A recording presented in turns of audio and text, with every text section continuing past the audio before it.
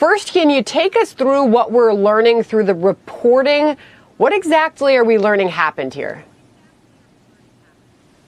You know, what we're learning is this latest piece of evidence of China's just full-throttled espionage campaign against us. China uses spies under diplomatic cover and what we call non-official cover. That's what Christine Fang was doing. She moved to the United States around 2011 and enrolled at California State University. That gave her good cover. And then she set out to make contact with young but influential politicians. The idea is if you can spot politicians earlier in their career, develop good relationships, you can kind of hang on as they take on positions of greater responsibility. So she raised money for candidates like Representative Swalwell. She volunteered on campaigns, Ro Khanna's campaign for Congress in 2014, and the mayor of Fremont, California, his campaign as well. So she had a very kind of high profile, was quite prolific, and reportedly had romantic relationships with two Midwestern mayors as well. So Eric Swalwell is not denying this. In fact, he just responded to the report a short time ago. Listen.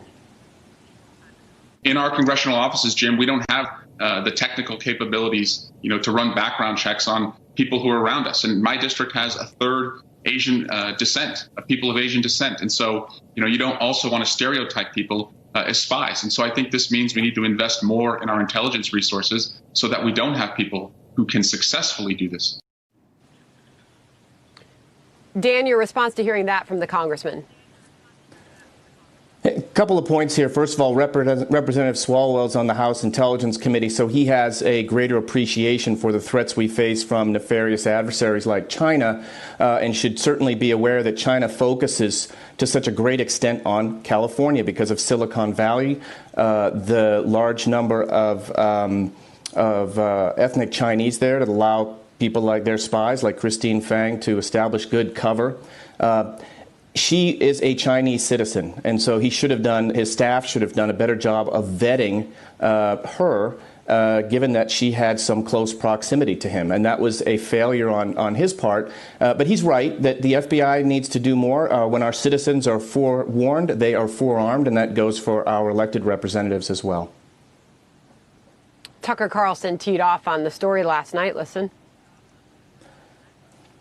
Eric Swalwell, who has used his office to promote Beijing's talking points, almost word for word, ones that matter, by the way, a man who admits to a close personal relationship with an actual Chinese spy who helped him get elected to Congress, raised money for him, and put an intern, probably another spy, in his office. That man continues to serve on the House Intelligence Committee, where he has unrestricted access to classified information. How is this happening? Dan, this story, as I mentioned, is developing, and there is a lot of reaction pouring in this morning. I'll get your reaction to that in just a moment. But here is the White House press secretary for the president, Kayleigh McEnany, just issued a statement to Fox News saying this. For 4 years, President Trump was accused of being a Russian operative. It's absolutely breathtakingly remarkable that the entity that was under control of a foreign power was the Democrats, including Eric Swalwell. Democrats were accusing the right of something they were doing all along. It was never Russia and the Republicans. It was the Democrats and China. And Lindsey Graham, the sitting U.S. senator, also just tweeted this out. Several important things, he says, to keep in mind about the China-Swalwell connection. He says it shows the depth of the effort by the Chinese to infiltrate America's political system. He goes on to say it shows extremely bad judgment and rank hypocrisy on the part of Congressman Swalwell, who led the charge in the Russia hoax and impeachment. And finally, he says it clearly demonstrates a double standard when it comes to defensive briefings by the FBI. Dan, we know that he is privy to a lot of very sensitive information, Eric Swalwell, sitting on the Intel Committee. Should that stop for now until we learn more? No, it shouldn't stop. And I would just caution, with all due respect, the press secretary should be very careful about making such a serious allegation without necessarily having the evidence at this point to back up anything.